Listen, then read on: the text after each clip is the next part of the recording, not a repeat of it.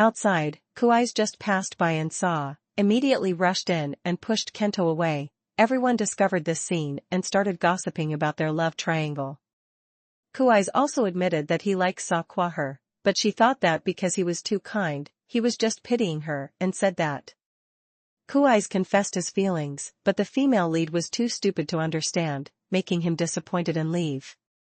At this time, Sakwa suddenly followed her to the rooftop by inertia, apologizing for making Kuai's worry. Afraid of losing her love to Kento, the male god confessed again, "I like you," and asked if you like me? Sakwa nodded. The answer was so obvious, but she still thought that she liked in another sense. As a result, one person sat and cried while the other left. The female lead thought Kuai's was kind because he only felt sorry for her. But Chizu and Jino would be very angry if she thought like that. They also liked her and so did Kuai's. Don't look down on yourself because you deserve more. On the other side, Kuai's thought his confession failed, so he had a confused expression. Kazumi knew that, so he came to make Sakwa pay for daring to hurt Kuai's. It turned out that she couldn't see the female lead as a rival, because the female lead didn't need to fight but could still refuse to hurt the person she liked. That day, Sakwa went home to look at the fortune-telling, on which was written the words, "Give your all to love, happiness will come," and soon the news of Kuai's failed confession spread throughout the school. But from then on, the distance between him and Sakwa became more and more distant. One day Kento told the female lead that he didn't think he could have Kuai's feelings. The two of them looked like a pair of chopsticks. But now no one can make him sad, make him cry or laugh like Kuai's, so why do you still build a wall between you and Kuai's? I support you to try hard and not give up. Leaving the female lead's place, Kento went to see the male god to apologize for the previous misunderstanding. However, Kuai's realized that he was the one who misunderstood Sakwa. He should have understood and trusted her.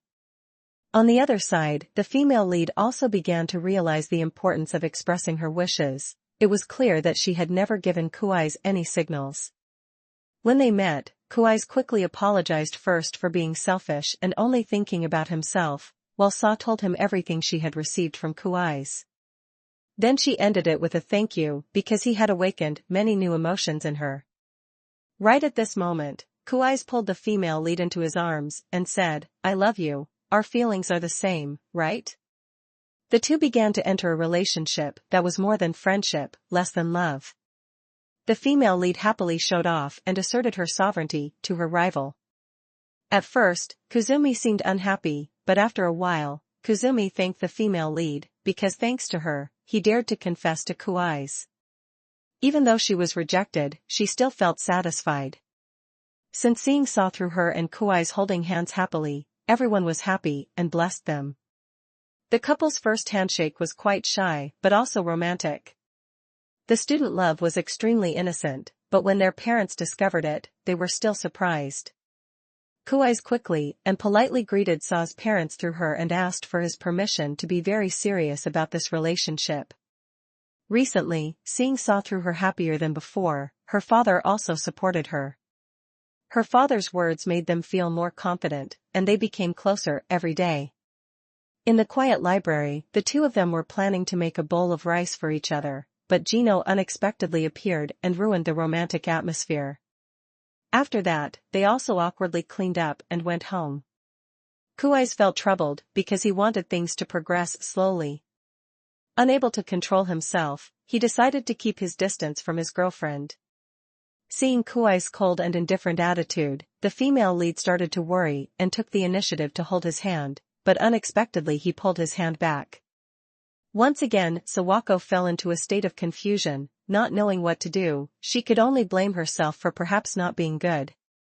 On the other hand, Chizu was suddenly threatened by a female student, not to stick to Ryu anymore. He already had someone he liked. It turned out that she confessed to Ryu and was rejected, so she was angry and came to cause trouble with her. Out of anger, she went to ask Ryu for the truth. This strong guy did not hesitate to say that he was very happy to see Chizu caring about him like that. Because the person he liked was her. After hearing that confession, Chizu suddenly skipped school the next day. This rarely happens, so Sawako asked everyone to find a way to contact him. However, only Ryu knows best how Chizu is doing right now. He asked Kuwais to bring food to Chizu. She had agreed to date Ryu, but was afraid to face each other, so she skipped school to come here to escape. The end of the year is another Christmas season. Instead of a date for the two of them, Kuwais suggested organizing it for the whole group. That made Sawako feel disappointed. Outside, Ryu and Chizu exchanged gifts. Inside, Kento heard a male student say that he confessed to Gino just to gamble, so he immediately rushed to beat him up. Was he allowed to joke around with her?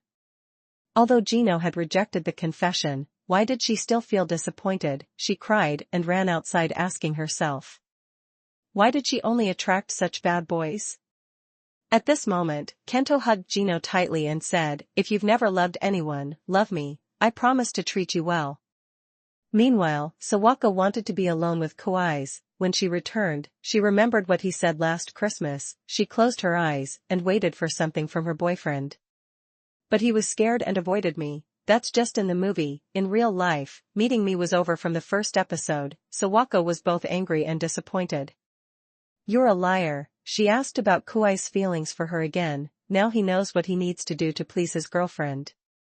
Kuwais gave Sawako a light kiss and hugged her. She was a witch in everyone's eyes, but she was very special to him. Kuwais loved Sawako because she was completely different from everyone else. This year was the third Christmas season since they met. And the important thing is that they are still together. The gifts that both of them give each other are really precious to each other. No matter what it is, as long as it is given by the person you love, it is definitely the most special gift. The love story of the female lead and the male god of the school is quite gentle. Until one day, they are accidentally caught by Kuwais' father waking up together. Sawako politely greets and introduces her parents and their jobs. Looking at her uncle's quick-witted face, she thought he was upset with her. Until he threw her an orange and told her to eat regularly, making her almost jump out of her skin. Since it was the end of the year, the school also held career orientation surveys. According to Sawako's wishes, she wanted to become a civil servant, an office worker, or a social worker. As for Chizu, she wanted to open a ramen shop, while Gino only filled in one wish, which was a regular university. This surprised the teacher because her strength could be much more than that. The teacher advised her to try to step out of her comfort zone. Even her mother, after being persuaded by the teacher, tried to find a way to advise her daughter. Her mother said that since she was little, she had always chosen safe things for herself. Mom can understand that, but to have a happy life, Mom always does what she wants and marries the person she loves, even if it is full of challenges. What makes Gino hesitate is not because she doesn't want to try, but because she has Kento by her side. He treats her so well and kindly that she can't bear to disappoint him. Kento promised to marry her after graduation, but this promise is not what she is expecting. Gino confided to her friends that her wish is to go abroad, to see and discover new things. But if that's the case, Kento won't be able to keep up with her, going through the process of gradually struggling with her dream and the responsibility of love. She decided to tell her teacher that she wanted to choose to take the entrance exam to the capital university, which means that if she passes the exam, she will have to leave this city and leave Kento. After the parent-teacher conference to consider the wishes of the students, Case was beaten up by his father because he wanted to take over the store without asking his father's opinion first. To him, his father was a very hot-tempered father. He had never been satisfied with what he did, remembering when he was young. On Father's Day, Case gave him a stack of shoulder massage coupons that he had done, but after receiving them, he told him to focus on doing his homework. His mother had a chronic illness and was often hospitalized in grade 5. Because he had to take care of his mother, he had to skip the soccer class where his father was a coach, and as a result, he was beaten and scolded by his father for doing everything well. After listening to her, she comforted her boyfriend that his father was just a bit strict and wanted the best for him. If possible, he should spend more time talking to his father, considering the wishes of the female lead. After being encouraged and advised by her teacher, she changed her mind about becoming a teacher, and Case believed that she would become a good teacher, so she should be confident in her decision. Chizu is working part-time at Ryu's ramen shop. Although it's a part-time job, she asked her uncle to let her become a full-time employee in the future. It turns out that this was her way of approaching the son of the ramen seller. Ryu heard that she wanted to go to the old gifted school that his brother used to attend. But she insisted that she didn't do it for him, but for Ryu. She wanted to go to high school with Ryu and cheer him on in every soccer match. After Case's 18th birthday, his father expressed that he wanted him to follow in his footsteps and become a sports coach, but he only wanted to go to college. And he was determined to prove to his father that he was serious about doing it. On the other hand, Kento was quite disappointed when he learned that Gino wanted to study in the capital. Just to be close to Gino, he was willing to change his dream, change his wish to study in the same school as his lover. However, this was not fun for Gino. If things didn't work out, all the mistakes would be hers. Actually, Kento shouldn't give up her dream because of Gino, because she knew she never really loved him. She just saw that he treated her too well, so she agreed to date him. She had many boyfriends before, but didn't know what love was, maybe because they didn't give her what she wanted. What Gino always waited for wasn't a promise or a chat. Realizing that, Kento took the initiative to say goodbye so that Gino wouldn't feel guilty. Then he praised her for being a really nice girl. While Ryu changed his wish, he wouldn't go to a gifted school, but decided to go to university.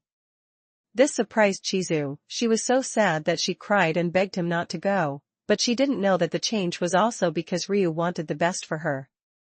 Seeing her working part-time at a noodle shop all the time made him very worried, so Ryu decided in the upcoming volleyball match.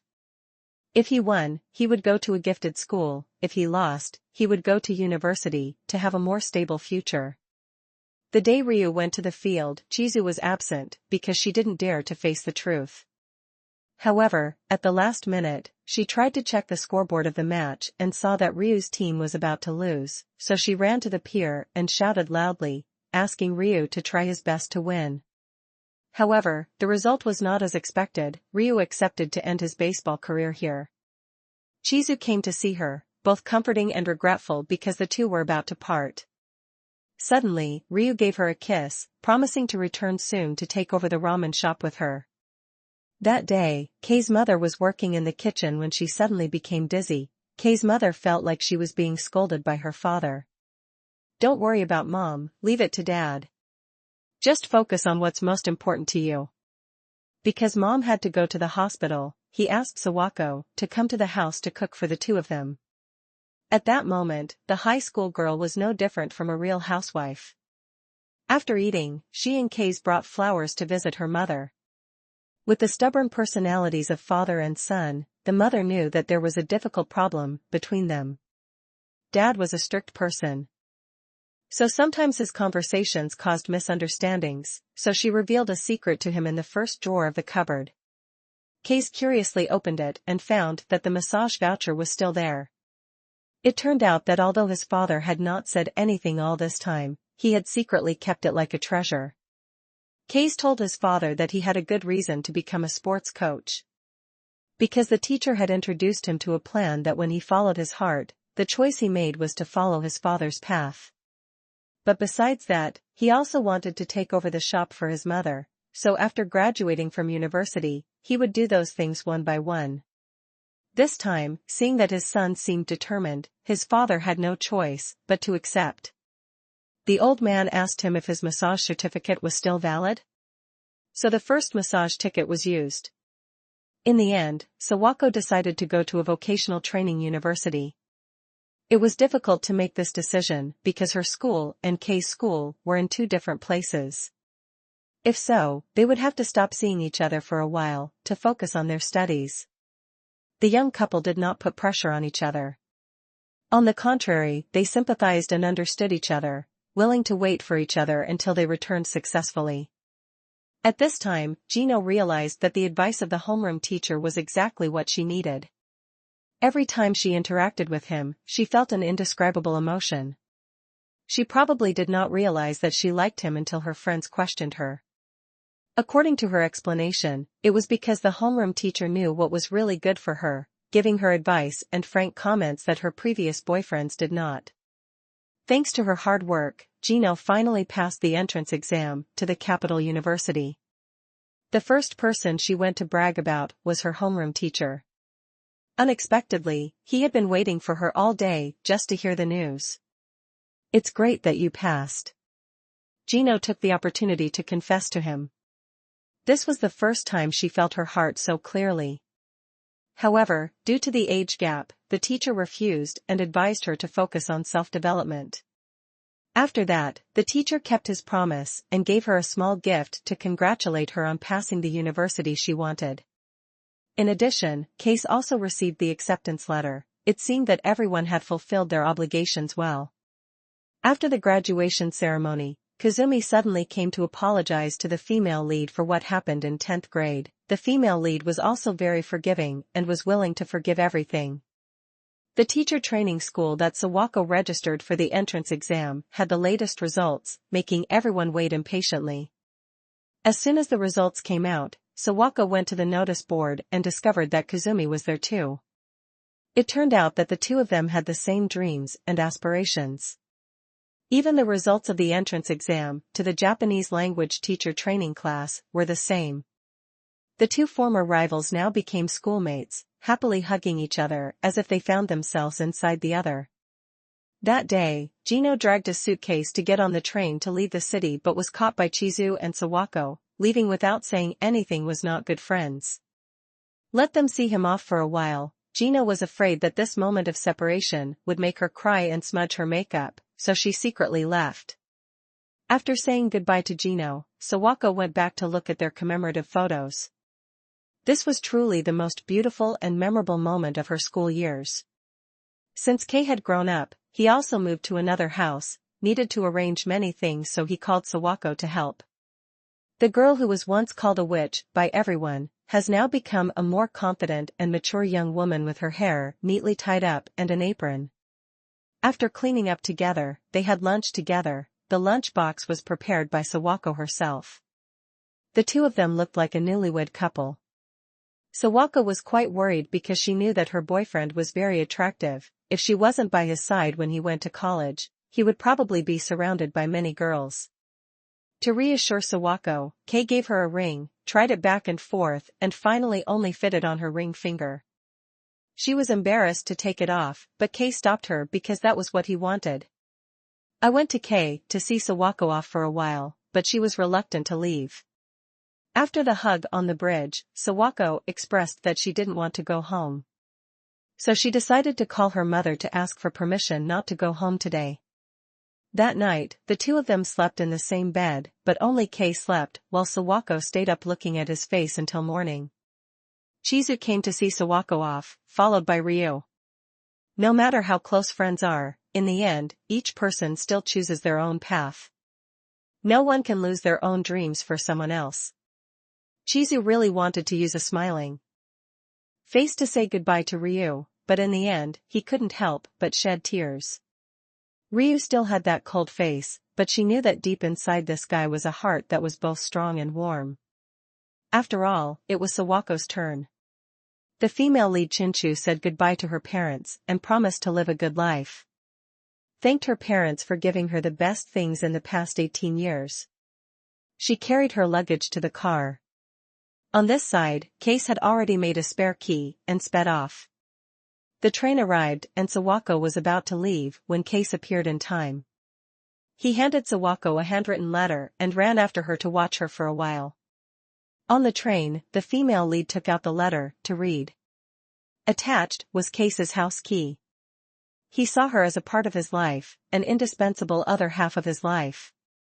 Some time later, during the cherry blossom season, Sawako set foot on the land where she and Case met. After all, they still kept their promise to continue writing their own love story together. Today's movie content ends here. Thank you for your attention.